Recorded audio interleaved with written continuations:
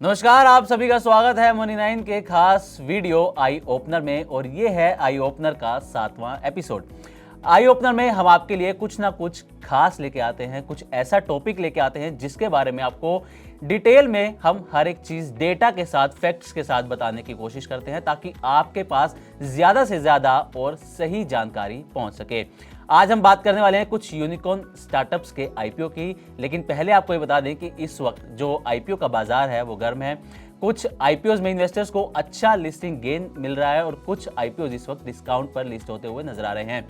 लेकिन आज जो हमारा खास फोकस रहने वाला है वो है यूनिकॉर्न स्टार्टअप्स के आईपीओज पर, यानी कि नए जमाने की कंपनियों पर। तो आज हम जानेंगे कि आखिर यूनिकॉर्न स्टार्टअप्स के जो आईपीओ हैं उनका प्रदर्शन कैसा रहा है, कौन से यूनिकॉर्न स्टार्टअप जो हैं वो अपने इशू प्राइस से नीचे कारोबार कर रहे हैं और यूनिकॉर्न स्टार्टअप के रिटर्न से निवेशकों के लिए क्या सीख यहां पर मिलती है। और इस पूरे मामले पर विस्तार से चर्चा करने के लिए मेरे साथ मौजूद है मेरे सहयोगी संदीप ग्रोवर। तो संदीप जी, आपका बहुत बहुत स्वागत है सर। Thank you.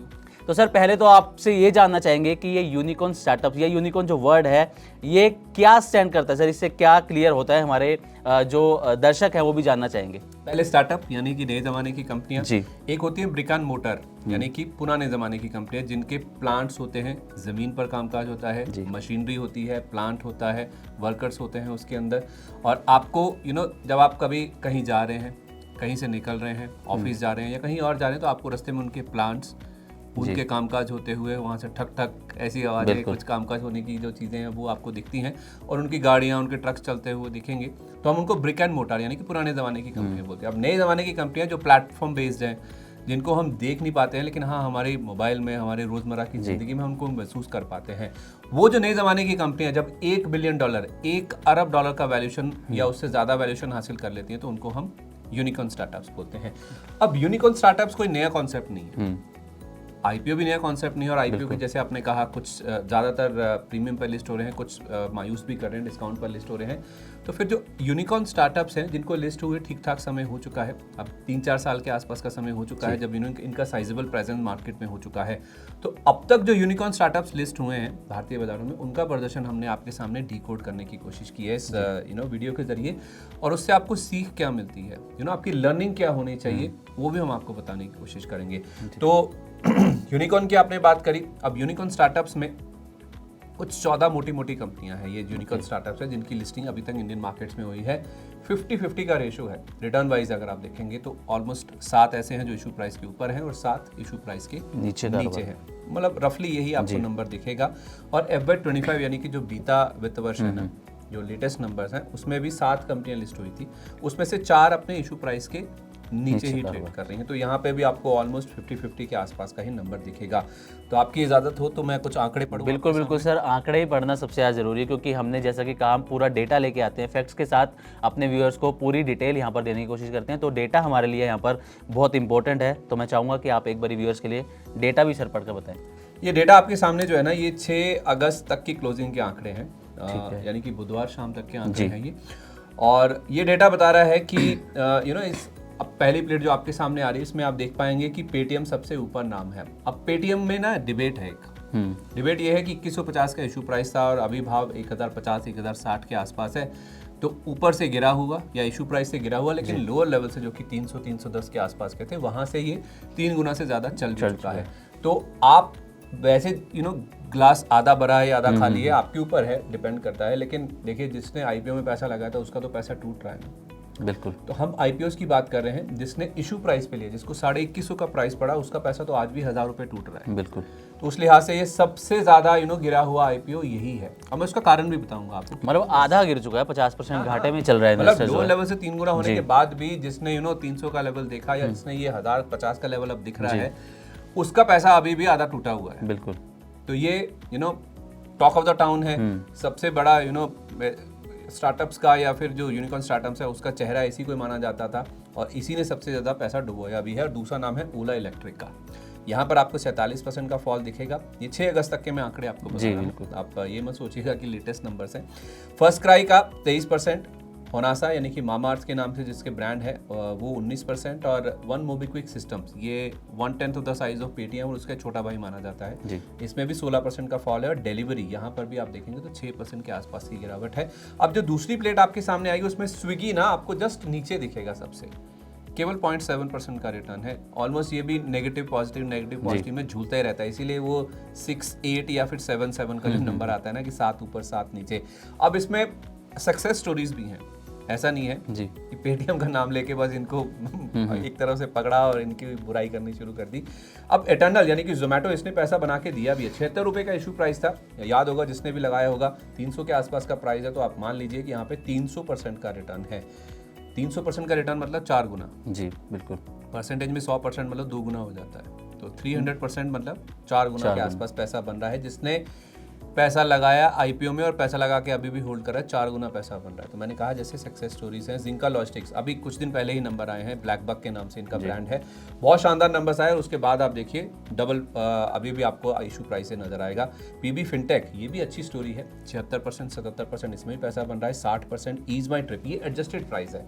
देखिए इन्होंने ईज माई ट्रिप की आप बात करें तो बोनस और स्प्लिट दोनों किया था, तो एडजस्टमेंट के बाद आईपीओ प्राइस से अगर आप होल्ड करें तो ये एडजस्टेड प्राइस है। चैलेंज मत कीजिएगा कि 5 रुपये 84 पैसे तो कभी कोई आईपीओ आया ही नहीं, बिल्कुल नहीं आया। आपकी बात बिल्कुल सही है, ये एडजस्टेड प्राइस है, क्योंकि जब आपके शेयर आपको 100 शेयर मिले उसमें बोनस और वो भी एडजस्ट हो गया इसमें स्प्लिट, तो आपका प्राइस तो नीचे लाना पड़ेगा ना आपको। तो ये एडजस्टेड प्राइस है और उसके सामने जो ये क्लोजिंग है वो आपको 60% ऊपर की दिखेगी। बहुत सारे लोग होंगे जिनका लॉस हो रहा है इसमें। अब आप कहेंगे 60% कैसे दिखा रहे हैं? मैं IPO issue price adjusted price बता रहा हूँ, ये आंकड़े आपके सामने हैं। इसी तरह गो डिजिट में पैसा बन रहा है 30-31% का। नायका में भी ये एडजस्टेड प्राइस है, बोनस का जो अनाउंसमेंट हुआ था उसके बाद एडजस्टेड प्राइस है ये 187.50 का। उसके आधार पर मैं आपको कह रहा हूँ कि ये प्राइस 207 रुपये 9 पैसे का 90 पैसे का, क्योंकि अगर आपने इशू प्राइस को एडजस्ट कर दिया तो आपको सामने भी भाव एडजस्टेड दिखेगा ना। 5 रुपये 84 पैसे के सामने भाव भी तो 9 रुपये 37 पैसे का है। तो उसी तरह से यूनिकॉमर्स ई सोल्यूशन यहाँ पे 7% आपका पैसा बन रहा है। तो ऐसा नहीं है कि सारे यूनिकॉर्न स्टार्टअप या फिर नए ज़माने की कंपनियां पैसा तोड़ती हैं, कुछ ऐसी कंपनियां भी जिनमें पैसा बनता भी है। अब ये आंकड़े तो आपने देख लिए, अब मैं फिर से आपसे इजाज़त चाहूँगा, मैं आपको ना इन आंकड़ों को थोड़ा एक्सप्लेन भी करना चाहूँगा, इससे समझ के आता है। समझ ये आ रहा है कि अच्छे प्रदर्शन वाली जो चुनिंदा कंपनियां होती हैं, चाहे उनका बिजनेस अच्छा कहें या फिर उनके रिटर्न अच्छे कहें, उनमें हम देखते हैं कि कई गुना तक के जो रिटर्न्स है वो आ जाते हैं। अब 4 गुना का रिटर्न मैंने आपको बताया है कि यहाँ पे आपको साफ साफ दिख रहा है। जोमेटो में या एटर्नल में नया नाम है उसमें साफ तौर पे दिख रहा है। अब ये सक्सेस स्टोरीज होती है ना, इसको जरा ध्यान से समझिएगा। 1 या 2 सक्सेस स्टोरीज होती हैं, वो 1 या 2 सक्सेस स्टोरीज मानिए या फिर आउट परफॉर्मर्स मानिए, वो बाकी जितने भी अंडर परफॉर्मर्स होते हैं ना उन पर भारी पड़ती है। बिल्कुल। मान लीजिए आप एक प्रो हैं, स्टार्टअप प्रो हैं, नए ज़माने की कंपनियां आपको पसंद है, आप एक फिटनेस फ्रीक कह रहा हूँ, आप नए ज़माने के फ्रीक हैं, आप सोचते हैं कि मुझे तो स्टार्टअप्स में ही पैसा लगाना है, this is the future and यही ट्रेंड है और मुझे इसी के साथ रहना है। तो भी ऐसा होना नहीं चाहिए।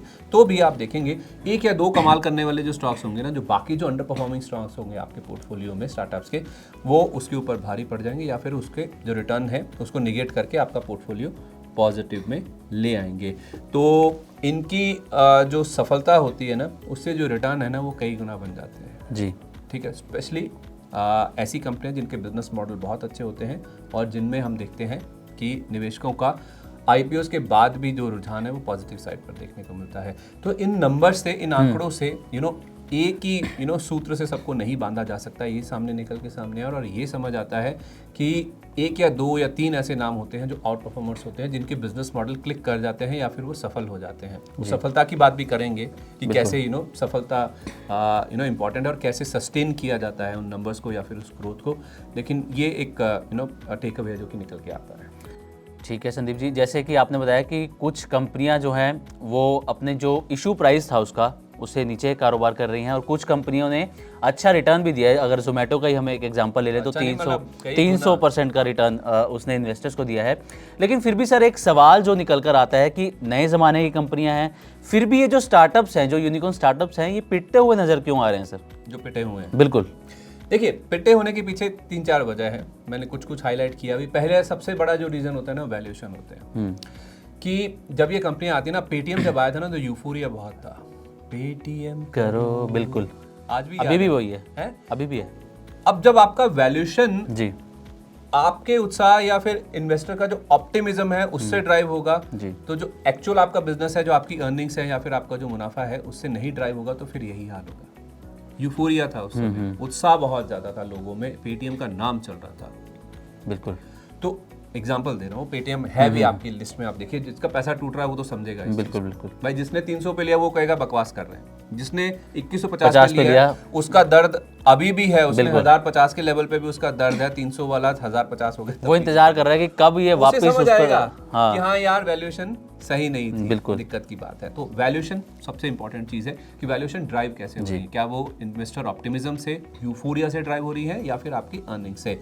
तो जो वैल्यूएशन अगर अच्छे नतीजों की बजाय उत्साह से प्रेरित होंगी, फिर ये वाला हाल होगा।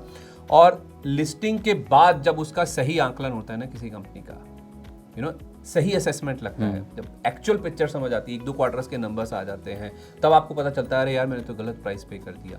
यूफोरिया बहुत था, पिक्चर जो दिखाई गई थी ना, ट्रेलर बहुत अच्छा था, एंड बेकार हो गया। बिल्कुल। तो बाहर आके आप कभी किसी को नहीं बोलेंगे जी ये पिक्चर देखना।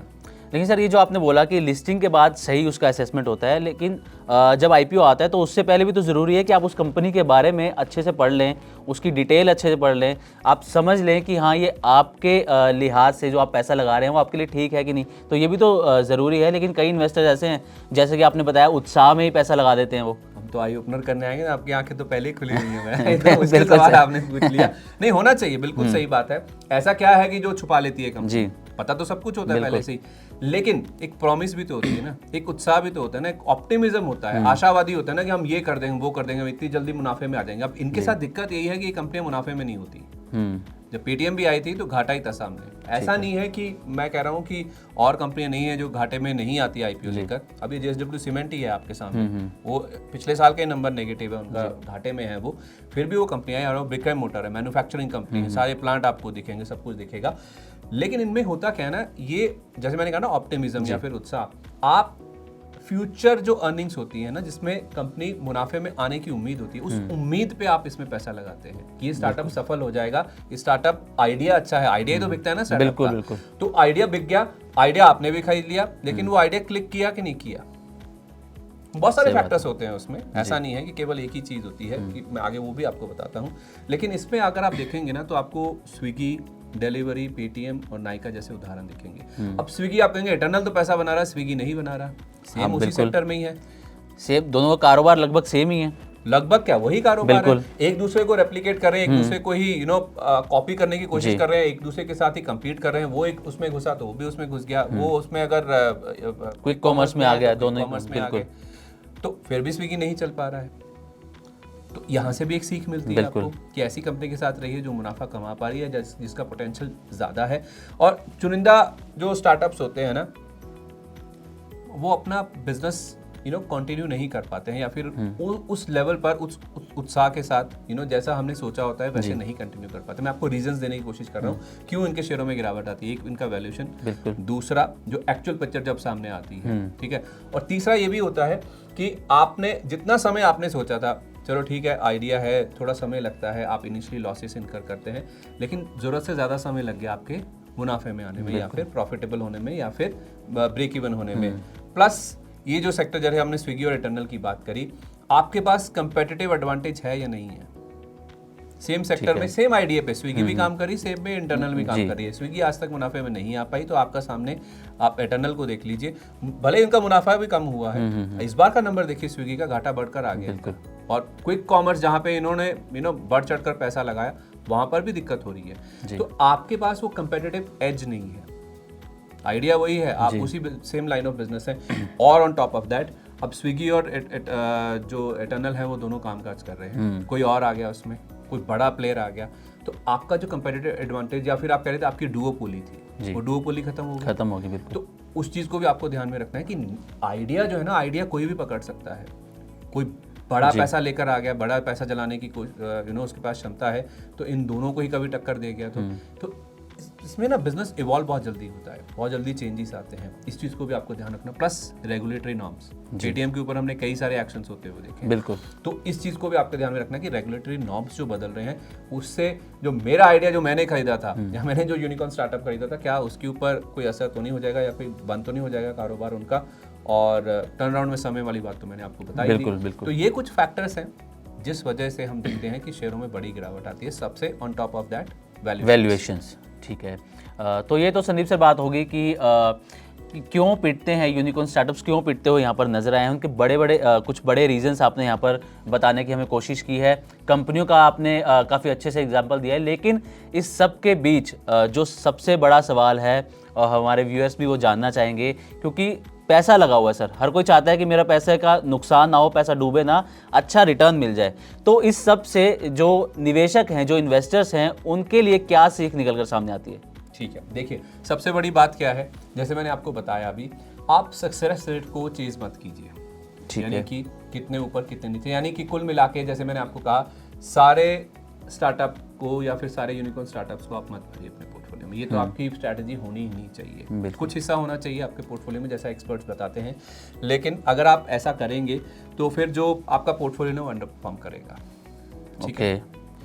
दूसरी बात, आप आपके पोर्टफोलियो में अगर आप ऐसा करते हैं तो कुछ गेनर्स कुछ लूजर्स होंगे, और ये केवल इंडिया तक ही सीमित नहीं है, ये फिनोमिना वर्ल्ड ओवर आपको देखने को मिलेगा। तो पहली बात तो आपको ये देखनी है कि आप पूरा बिल्कुल जैसे हम घोड़े कैसे लगा देते हैं ना, ऐसे लगा के केवल स्टार्टअप्स को मत देखिए, बाकी चीज़ों पे भी ध्यान दीजिए। लगाइए इनमें पैसा, ऐसी बात नहीं है। अच्छी स्टोरीज मिलती हैं आपको, अच्छे आइडियाज मिलते हैं, उन्हीं आइडियाज को ढूंढने की कोशिश कीजिए, उन्हीं सक्सेस स्टोरीज को चेज कीजिए, ना कि सारे आइडियाज के पीछे आप पड़ जाइए, नहीं तो आपका पोर्टफोलियो अंडर परफॉर्म करता हुआ दिखेगा।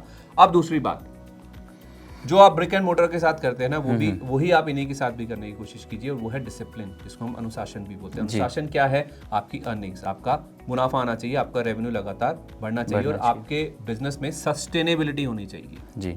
अगर वो सस्टेन करता है, स्पेशली आपका जो वित्तीय प्रदर्शन है, अब आप कहेंगे कि मैं अब किसी स्टार्टअप में कैसे देखूंगी कि उनके मुनाफा है नहीं है। मुनाफा नहीं है, ठीक है, आने में समय लगता है, ज़्यादा समय तो नहीं लग रहा।